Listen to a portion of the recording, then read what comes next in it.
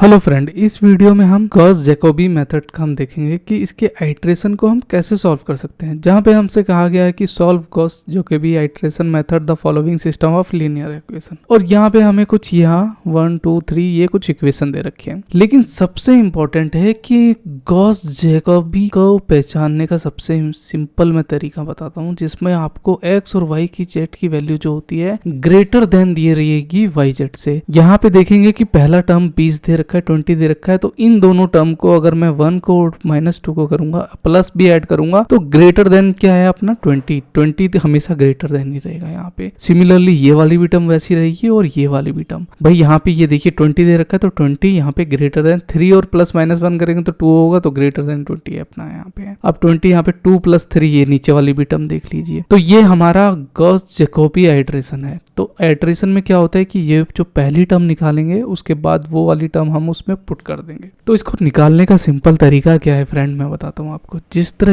ये वाला जो पहला वाला इक्वेशन मैंने पकड़ा, मैं करूँगा क्या कि 20x वाली टर्म को पहले यहीं रहने दूंगा। ये वाली टर्म, ये मेरी 20x वाली जो टर्म है, ये वाली टर्म 20x वाली टर्म जो है, नहीं सिंपली ऐसे समझ लीजिए। चलो इसे हटा ही देता हूँ, ऐसे समझ में नहीं आएगा आपको। अबे कहाँ पहुँच गए, ऐसे समझिए कि ये जो 17 मैंने लिखा हुआ है ना, यहाँ पे 17 जो लिखा हुआ है, ये वाली टर्म 17 जो लिखी हुई है, मैंने करा क्या, y को उठा के इधर ले आया, तो क्या बच, यहाँ पे माइनस का y आ गया, और -2z जो है इसको उठा के इधर ले आया, तो यहाँ पे +2z बच गया, सॉरी 2z आ गया यहाँ पे। तो यहाँ पे क्या रहा, 20x रहा, 20x रहा, ठीक है। अब इस वाली टर्म को अगर जो x के साथ में जो टर्म होती है वो डिवाइड में जाती है, वो तो हम भी जानते हैं। तो x अपॉन में यहाँ पे 17 - y + 2z अपॉन में, सॉरी ये फ्री हैंड है इसीलिए चल रहा है, तो x यहाँ पे सॉरी 20 आ गया, ठीक है 20 आ गया। तो इसको मैं इससे ऐसे लिखूं चाहे ऐसे लिखूं 1/20, तो बात तो बराबर ही है। तो वही चीज मैंने 1/20 लिखा। सिमिलरली सेकंड टर्म को भी फ्रेंड मैंने ऐसे ही करा, -18 यहीं पे रहा और अपना करा क्या है, -18 यही है। तो 3x जो मेरा प्लस में था मैं इधर ले गया, तो वो प्लस अपना माइनस में हो गया जो प्लस में था। फिर अपना z क्या माइनस में, तो इधर आया तो यहाँ पे प्लस में z हो गया। तो ये इक्वेशन आ गई मेरी। डिवाइडेड बाई 20 है तो 1/20 लिखो, चाहे ये वाली 20 लिखो। थर्ड टर्म में भी फ्रेंड मैंने ऐसे ही किया, 20z को यहाँ पे रहने दिया और बाकी टर्म को मैं इस साइड लेके आ गया।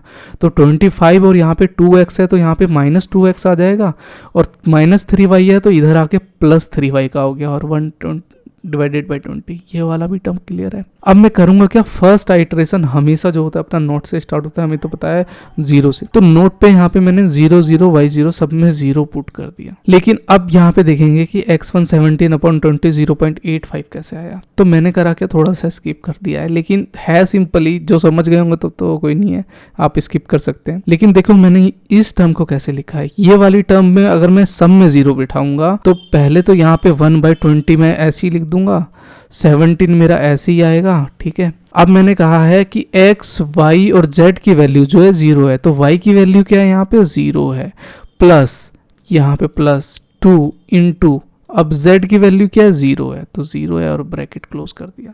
तो भाई 2 से इंटू 0 करोगे तो 0 आएगा, और माइनस यहाँ +-0 तो यहाँ पे 0 ही रहेगा, कुछ नहीं रहेगा, और यहाँ पे 17 आ गया। तो मेरा क्या रहा, 17 बाय यहाँ पे हो गया 20। इसको डिवाइड करेंगे तो 0.85 आएगा। बस मैंने यही करा कि इस पे वैल्यू पुट करके आपको नहीं दिखाई है, बाकी यही ऐसे ही होगा। सिमिलरली इसमें भी अगर 0 0 पुट करेंगे तो ये 0 हो गया, तो -18/20 यहाँ पे आ गया मेरा, तो -0.9 यहाँ पे आया, और z1 यहाँ पे 25/20। तो ये 3 टर्म मेरी फर्स्ट आइट्रेशन की निकल के आई। आई थिंक यहाँ तक आपको क्लियर होगा, ठीक है। अब मैंने x1 y1 और z1 की वैल्यू जो है 0.85 और -0.9 और 1.25 जो है, ये तीनों वैल्यू फ्रेंड मैंने यहाँ पे लिख दिया है, ताकि जब मैं आइट्रेशन सेकंड करूंगा तो उसमें बिठा दूंगा सारी वैल्यू। सेकंड आइट्रेशन में मैंने करा क्या कि x यहाँ पे ब्रैकेट में लिख दीजिएगा, सो दैट कि आपको इंडिकेट हो जाए कि आप सेकंड आइट्रेशन कर रहे हैं। और ये रूल है, ये लिखना पड़ेगा आपको। तो मैंने ये वाली जो टर्म थी अपनी, ये वाली जो टर्म थी, सिमिलरली इन तीनों टर्म को वैसे ही उतार दीजिए। तो पहली वाली टर्म को मैंने वैसे ही उतार दिया इस वाली टर्म को, और यहाँ पे जो y की वैल्यू है -0.9 तो वो बैठा दिया मैंने, +2 है यहाँ पे, और z की वैल्यू 1.25 है तो वो बैठा दिया। 17 एज इट इज उतर गया और 1.20 भी एज इट इज आ गया। इन सबको साइंटिफिक कैलकुलेटर से मैंने वन शॉट में सॉल्व किया, तो मेरा x जो आइट्रेशन 2 की वैल्यू थी यहाँ पे, वो मेरी निकल के आ गई यहाँ पे 1.02। अगर आपने साइंटिफिक कैलकुलेटर का यूज़ करना नहीं आता है तो मैंने BCS 0 अपना जून 2024 में BCS 054 का जून 2023 का जो सॉल्यूशन किया है, उसमें मैंने बहुत ही डीपली साइंटिफिक का यूज़ करना बताया। तो ये सारी सॉल्यूशन, बस यही एडवांटेज है कि इस पेपर में हम साइंटिफिक कैलकुलेटर का यूज़ कर सकते हैं। बड़ी से बड़ी इक्वेशन आप वन शॉट में सॉल्व कर सकते हैं। तो इसको मैंने वन शॉट में सॉल्व किया तो 1.02 आया।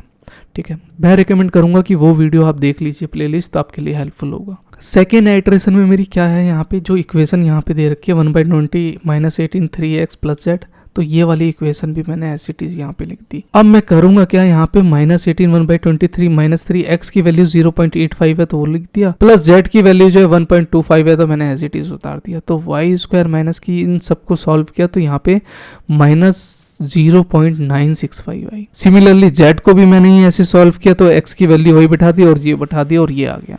तो there are result after 2 iteration की x की 2 आइट्रेशन का यहाँ पे मेरा 1.02 आया और y का -0.965 आया जो यहाँ पे आ रखा है, और Z2 का 1.03 आया जो मैंने यहाँ पे लिखा हुआ है। तो क्वेश्चन में फ्रेंड मेरे से कहा गया था solve the Gauss Jacobi iteration method following, यहाँ पे 2 आइट्रेशन करना था, तो वही मैंने 2 आइट्रेशन करके दिखा दिया जो मेरा रिजल्ट यहाँ पे ये चीज़ आया। ओके फ्रेंड, तो कोई भी डाउट हो तो आप मेरे को कमेंट करिएगा, मैं डेफिनेटली उसका रिप्लाई करूंगा। बाकी मैं एक बार फिर रिक्वेस्ट करता हूं कि वो वाली आप प्लेलिस्ट एक्सेस कर लीजिएगा, आपके लिए हेल्पफुल होगा। वैसे डिस्क्रिप्शन में आपको उसका लिंक मिल जाएगा। अच्छा लगा तो लाइक करिएगा, कमेंट जरूर करिएगा, फ्रेंड के साथ शेयर करिएगा। मिलते हैं इंटरेस्टिंग वीडियो के साथ में, तब तक के लिए बाय बाय।